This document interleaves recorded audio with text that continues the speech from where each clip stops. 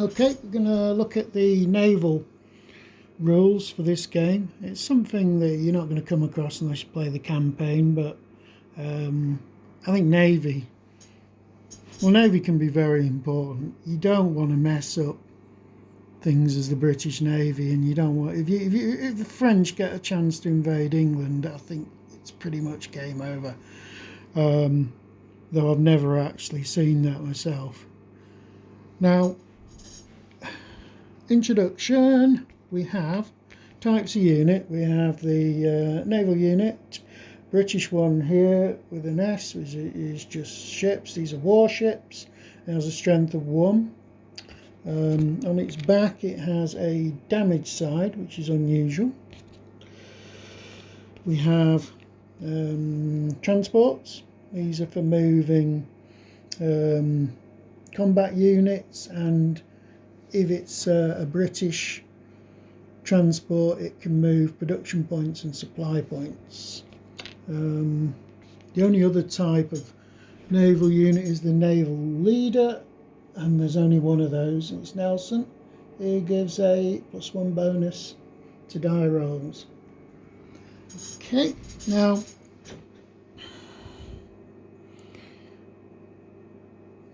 the only states that can build new units are England and France. There are states like Spain. Well, that's not strictly true. There is a rule for Spain where you can use the Spanish War points. I think you need 30 of them, 30 Spanish War production points. You can invest in Navy, but the rules pretty much standard. You've got things like Portugal, for example, Denmark over there, Sweden, Russia. They've got naval units, but if you lose them, that's the end of it. Naval units can also suffer from attrition while at sea, which is something new. If the die roll for the attrition is an unmodified 6, and the power has any naval units at sea, attrition can happen. On a result of 5 or greater, it results in naval damage to one of your squadrons in the sea zone. Naval units, they all have a movement allowance of 4. They can be moved individually, or they can be moved as stacks. You can combine allied fleets together just by stacking them together and moving them. There are limitations on combined fleets, satellites. For example, Russia and Sweden can't combine their fleets. Naval units can only enter sea spaces. 2 types of sea spaces. Ones where you've got green as well as blue, like next leg on here. That's a coastal hex, coastal sea hex, and then you have the full sea hexes, all in blue.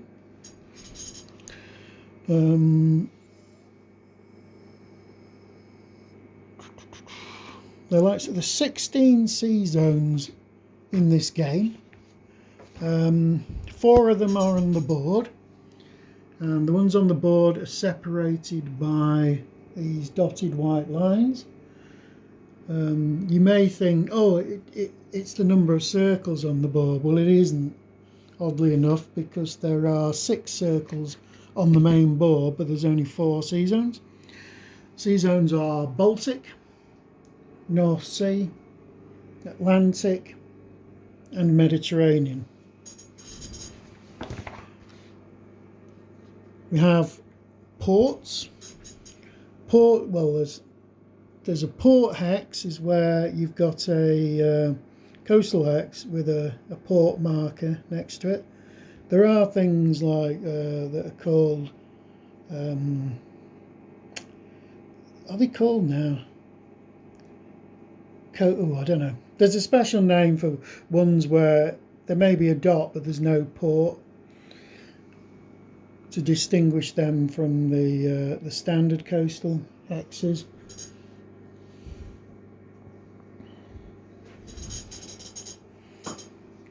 Right, the sea zones that are not on the main map are the 12 ones that you can see on the global movements chart. This lot's really used for commerce raiding.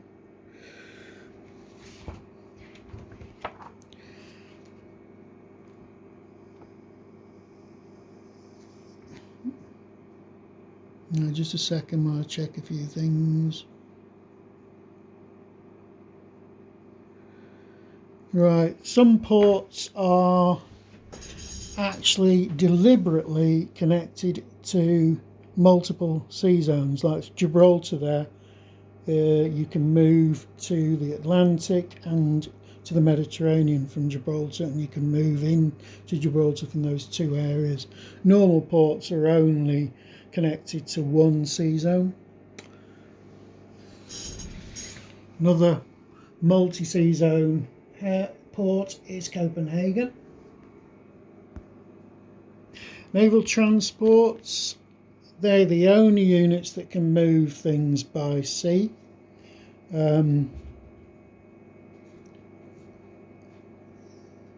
Even though I'm showing a Spanish unit here, I'll discuss it as if we're talking about British, because British units are the only naval units that are able to move supply and production points. Supply points can be used to supply an invading army, and each supply point can supply one combat unit, one combat strength point. You've also got production points, which are used in the campaign game to build units from your force pool. You can actually transport combat strength points. You can transport 2 infantry or 1 cavalry per transport, but you can also transport up to 10 leaders if you wanted. God forbid. Right, if you do transport stuff, you can't stay at sea with units on with anything on board. No cargo can be on board a unit that stays at sea at the end of its naval movement. If you do stay at sea, the cargo's lost. It's eliminated. The same thing with if a unit is actually destroyed in combat, the transported units are also lost. Right, naval transports. Okay. Naval Interception. Well, when an active player moves one of his naval units, for example, if we moved out of the port of Naples here, enemy units or inactive players' units which are in the sea zone can actually intercept. Now this is done on the pursuit table here. You basically roll a dice. An F means you fail and an I means you intercept it. If you intercept a moving naval unit, naval combat results. You can also have blockading units. Now, say that was being blockaded, Naples was being blockaded by the British, I would have to roll on the blockade table. Now, you've got 3 different results here. If you get an F with a asterisk, blockading force may attack the unit trying to run the blockade. If you get an F, the blockading force is basically, it's failed to run the blockade. Now you can either attack or retreat back into the port. And if you get an E, it's escaped. So if I throw for this unit here 4, that would effectively mean that the blockade attempt to sort of, I haven't got away, I haven't escaped, but I would have to engage in naval combat or retreat. So I'd decide there's no way I want to take on 2 British, because I'm outnumbered and they've got a higher morale than me. So I'd just retreat back into the port if that was the case. We have interception that takes place if you're at sea and you're effectively in these +1 boxes here.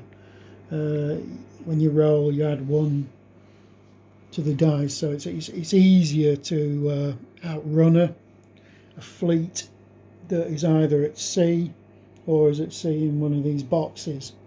It's much harder for them to actually intercept you. Naval combat, you establish which is the larger force, which is the smaller force. You roll a die and you modify it, and you get various results on the table below. K is naval units sunk, C is naval units captured, D is naval units damaged, and R means naval units are retreating. Now, if there's a naval combat and one side has to retreat, you can actually, the winning side can actually try and pursue them again, and if your pursuit works, you can have another round of naval combat. Right, damaged units.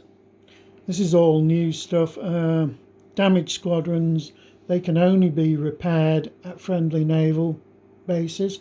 Friendly naval bases, somewhere where the port markers in blue. It's actually not a friendly naval base, it's a naval production city. They can be used to actually generate production points to build new naval units or to do repairs. Damaged units, if they're caught in combat, their morale is 1 less than it is normally. Captured units can be basically towed back to your home port, and they can then be incorporated into your fleet.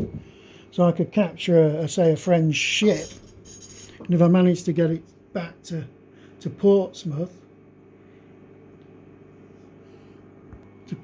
I could actually incorporate that in my fleet. But even if it's not damaged, I still have to use production points to make it part of my fleet. Okay, if it is part of my fleet, if the original side recaptures it, fair enough, it automatically becomes part of their fleet again.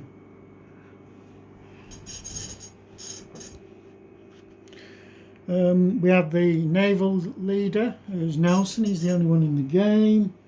He can't be used for land combat. He can't move at land, on the land. If he's on board a unit that's engaged in pursuit or blockading or combat, he gives a die roll modifier of +1.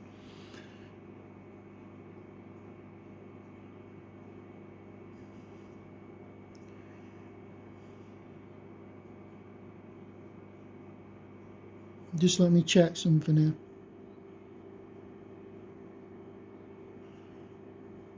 Right, if more than one English squadron is at sea in the same sea zone, they're all considered to be with Nelson, even if he's not actually stacked with all of them. Well, he can't be stacked with all of them, but you know what I mean.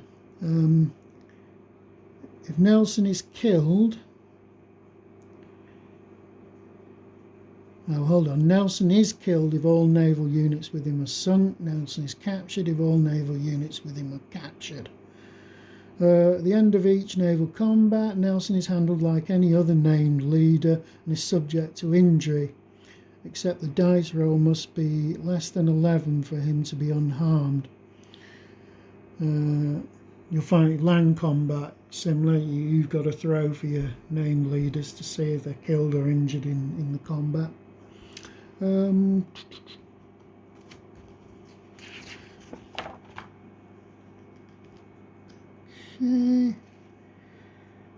Right, naval units. If you're in a port that becomes controlled by hostile forces and the port's not blockaded, you can move immediately to sea. If the port is blockaded, you've got to attempt to run the blockades. If you've run the blockade and it fails,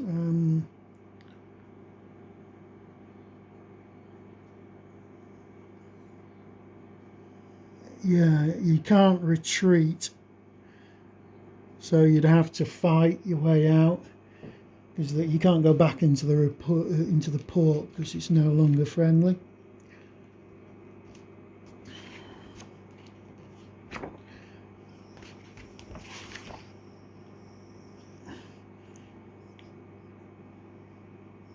Okay, replacements. Naval unit is sunk. It's placed into the force pool of the owning state during its production phase. French and British units can purchase naval units from the state's force pool for 5 regular or naval production points. That's important. You can use normal production points. You don't have to use naval ones. But one thing, you cannot use naval production points to produce anything except naval units, right? But the reverse isn't true. You can buy naval units by instalment plans. By paying a down payment of 1 production point, you can put a naval unit on the production track, and every production phase you can pay more installments, and once you get to 5, you can actually place the naval unit on the board. I've also mentioned that Spanish and Portuguese production points may be used to purchase naval units from the state force pool, but this type of production is special and only happens when Spain and Portugal have been invaded. You need 30 native production points to actually build a ship, but you can do it in installments. But each installment is 5 production points. Okay, so it would still take 30 for them to actually 30 native points to build a Portuguese or Spanish naval unit. Okay, that pretty much covers it.